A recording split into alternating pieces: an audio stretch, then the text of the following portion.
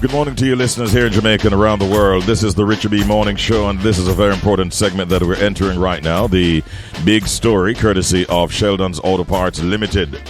So here the children's cry is strongly opposing the proposed decriminalization of consensual sexual intercourse between minors, citing concerns about protecting children from harm and exploitation.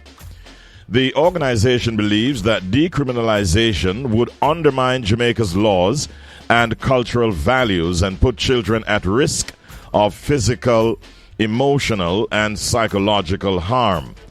The Children's Cry advocates for alternative strategies such as social intervention programs and education campaigns to address the issue. Meanwhile, Jamaicans for Justice, JFJ, is calling for the decriminalization of consensual sex between minors, citing the need to address the overwhelming number of cases in the child diversion program. JFJ proposes introducing a statutory defense for partners less than 2 years apart in age, with further defense available for differences up to 5 years if the activity is consensual and there's no position of authority or dependency. This morning, we're joined by Director of Hear the Children's Cry, Nigel Cooper, and he will give his views on this hot-button issue. Good morning and season's greetings to you, Nigel. How are you doing today? I'm good, Richard B. Good morning to yourself and to your listeners across the world. Thank you. All right, great having you on the program. You are making your voice heard on this matter. Right at the very start, what's your what is the difficulty that you're having with the suggestion by the JFJ? Okay, well, let me put it in context. The law is there, and the law for us is a stop sign. So, children having sexual intercourse. Now, first of all, I should say consensual in quotation marks, because you can't consent to something that you don't have the authority to. It's illegal. Mm-hmm. So first of all, we have a stop sign. The law is there.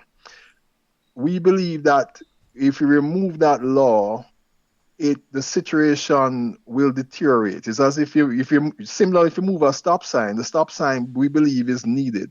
So just because if you're finding that the situation is causing the courts to be backlogged, and Richard B., let me explain. A lot of people think, what it means is that my child will be going to prison. And with JFJ's approach, well, there is no chance of a child going to prison. Let me explain. Currently on the books, it's not likely that a child will ever go to prison for this. For what, again in quotation, consensual sexual intercourse with minor to minor. Mm-hmm. They have limited exposure to the court, and that's why the Child Diversion Act is there. That these children don't have a lot of exposure in the court. It's dealt with almost as a restorative justice approach. The charge can be suspended. The court. So the problem is that the Child Diversion Act, the center, needs more resources. So the argument that JFJ is saying, well, the system is clogged up.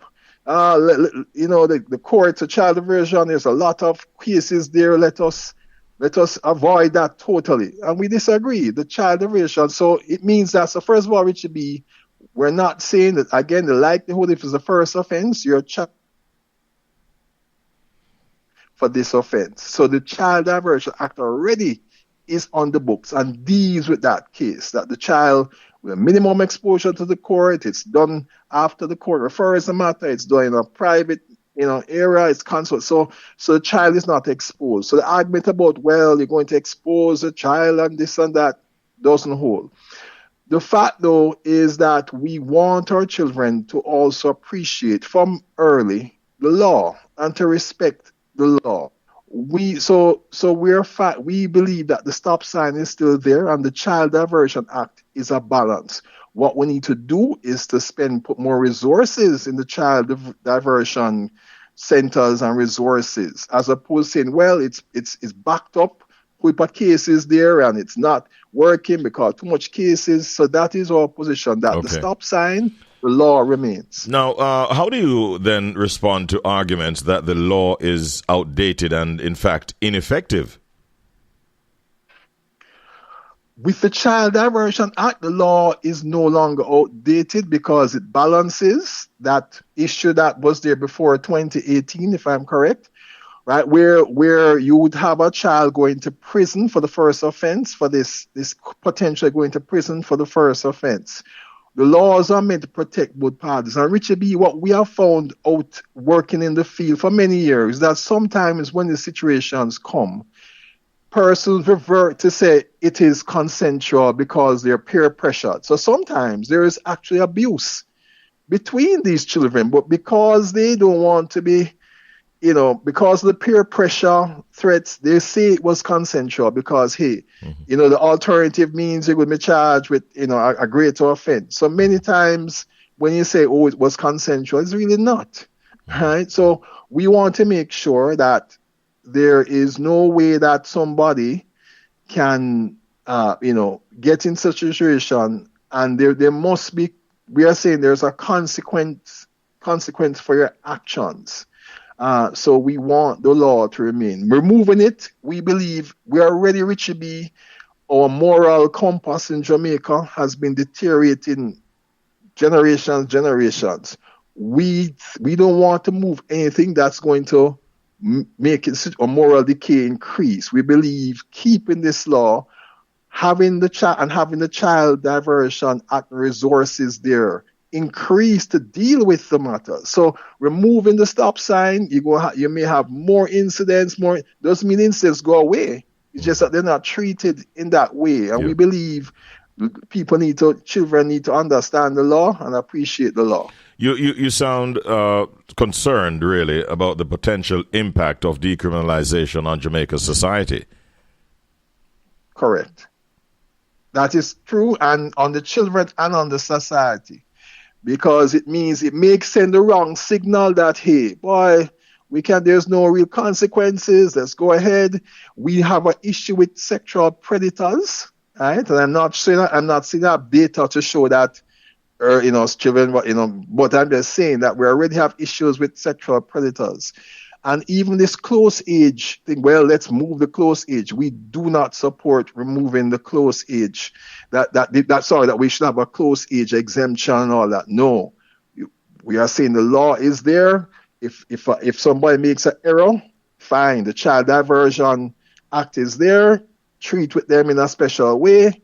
And that resolves the situation about people being locked up for a long time in prison, being a record, and right so that is the balance. So there's no need. What we say the problem is, and we agree, the child diversion centers, the committee, they need more resources, and we also need to educate as parents.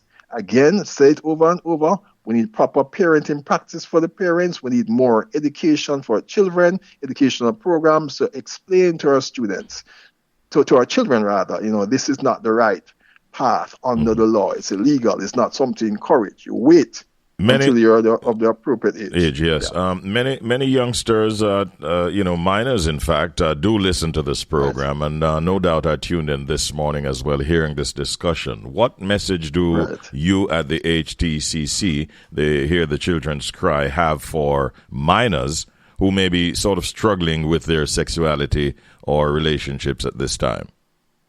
Right. And we understand that, we're saying to the minors, we understand that they see sexual activity is thrust at them in the media, on the TV. It's hard to avoid. And this is why we hope with proper parenting and guidance, they appreciate that there are rules that should be, that society set up rules.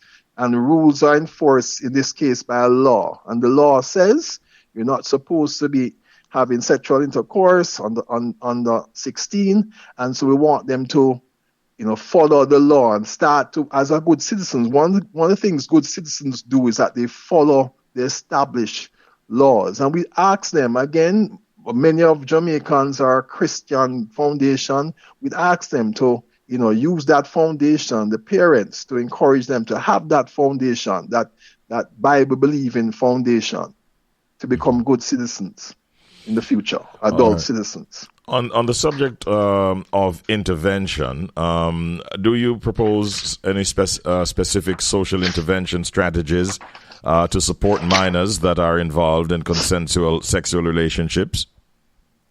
Yes, and the Child Diversion Act already has some leeway in terms of whether referring them for counseling for different communities. So there is already some under the Act provisions for those types of remedies, but we always need more. As Here Children's Cry has consistently said, Richie B, more needs to be spent on social programs, on parenting, on how we relate to each other. And that's even from adults to even how the children relate to each other. We see issues of bullying in the schools and peer pressure.